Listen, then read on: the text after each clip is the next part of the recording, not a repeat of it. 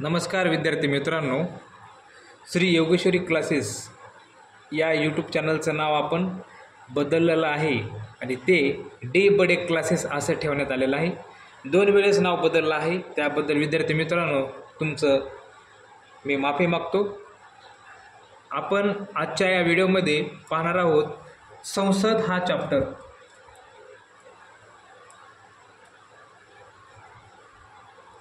या संसद या चॅप्टरला आपल्याला आजच्या व्हिडिओमध्ये सुरुवात करायची आहे। तर हा संसद चॅप्टर राज्यसेवेपासून तलाठी पदापर्यंत तुम्हाला उपयुक्त ठरेल, कदाचित पोलीस भरतीसाठी सुद्धा।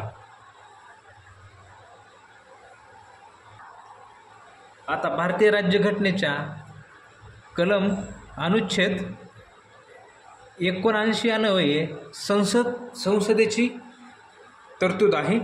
या 69 मध्ये संसद आणि कलम 80 मध्ये राज्यसभा, कलम 80 मध्ये संसदेची राज्यसभा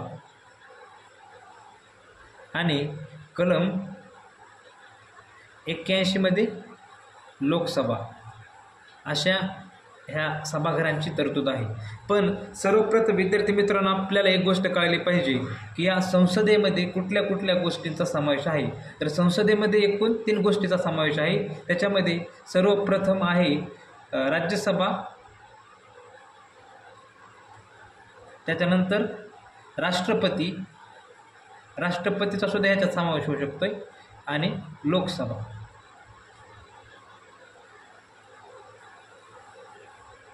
तर या राज्यसभेमध्ये 250 सदस्य असतात आणि लोकसभेमध्ये 550 सदस्य आहेत। 552 होते। 2 ॲग्लो इंडियन नावाचे सदस्य, ॲग्लो इंडियन समाजातले सदस्य, आता त्यांची जी तरतूद होती ती संपुष्टात आलेली आहे। सध्या 550 आहेत, त्याच्यातले 543 सदस्य निवडून येतात। 543 सदस्य सध्या लोकसभेमध्ये आहेत। आता संसदेबद्दल राज्यसभेचा थोडक्यात आता राज्यसभेबद्दल आपण माहिती पाहूत।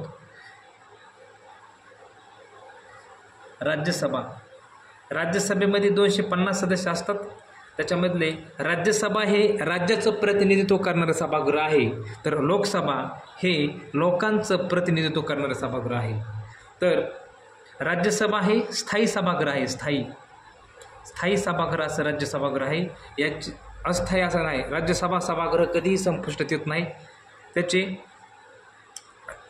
1/3 सदस्य दर 2 वर्षांनी निवडून येतात आणि राज्यसभेच्या सदस्यांचा काळ, ह्यांचे सदस्य बदलतात। सदस्यांचा काळ 6 वर्षाचा असतोय, 6 वर्षाचा। पण राज्यसभा हे जे सभागृह आहे हे कधीही संपुष्टात येत नाही, कधीही बरखास्त होत नाही। आणि लोकसभा जे सभागृह आहे, लोकसभा हे अस्थायी सभागृह आहे, अस्थायी। यातील सदस्यांचा कार्यकाळ हा सदस्यांचा कालावधी 5 वर्षाचा असतो। अशा पद्धतीने विद्यार्थी मित्रांनो आपण संसद टॉपिकबद्दल थोडक्यात माहिती पाहिलेली आहे। राष्ट्रपतीचं कलम माहिती का तुम्हाला? 52 नुसार राष्ट्रपती आहे।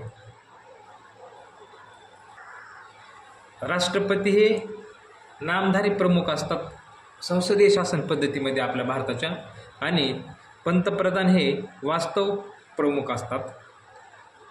अशा पद्धतीने आपण आता एक निवडणुका पाहूत राज्यसभेच्या आणि लोकसभेच्या। राज्यसभेची निवडणूक ही एकल संक्रमणीय प्रमाणशीर प्रतिनिधित्व पद्धतीद्वारे होती, म्हणजेच अप्रत्यक्ष पद्धतीने। तर लोकसभेची निवडणूक ही प्रत्यक्ष पद्धतीने होती। 18 ज्याचं वय आहे असा प्रत्येक मतदार लोकसभेच्या सदस्यासाठी मतदान करू शकतो।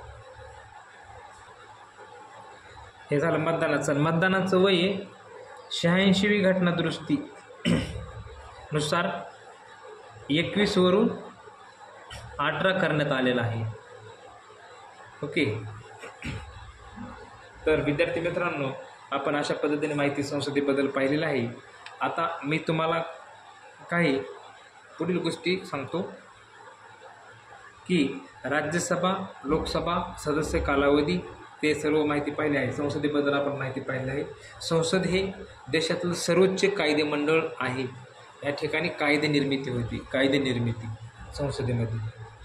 तर संसदेमध्ये काय काय गोष्टी असतात ह्या सर्वबद्दल माहिती पाहिलेली आहे. आता आपण थोडक्यात संसदेच्या सदस्यांचा कार्यकाळ, संसदेचा अध्यक्ष म्हणजे आता प्रत्येक सभागृहाचा सदस्य अध्यक्ष हे काय असते ह्याबद्दल माहिती पाहू. राज्यसभेचा सभागृहाचा जो मेन प्रमुख असतो त्याला सभापती म्हणतात. आणि हा सभापती पदसिद्ध सभापती असतो. म्हणजे उपराष्ट्रपती हे राज्यसभेचे पदसिद्ध सभापती असतील. कलम ह्यांचं कलम जे आहे ते कलम 89 अन्वये उपराष्ट्रपती हे राज्यसभेचे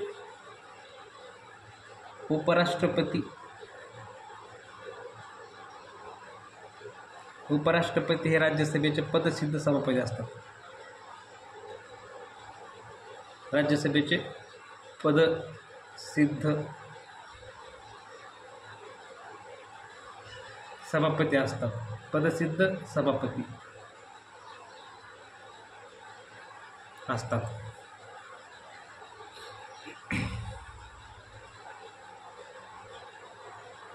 अशाच पद्धतीचे विद्यार्थी मित्रांनो व्हिडिओ पाहण्यासाठी आपल्या यूट्यूब चॅनलला नक्कीच लाईक करा. धन्यवाद.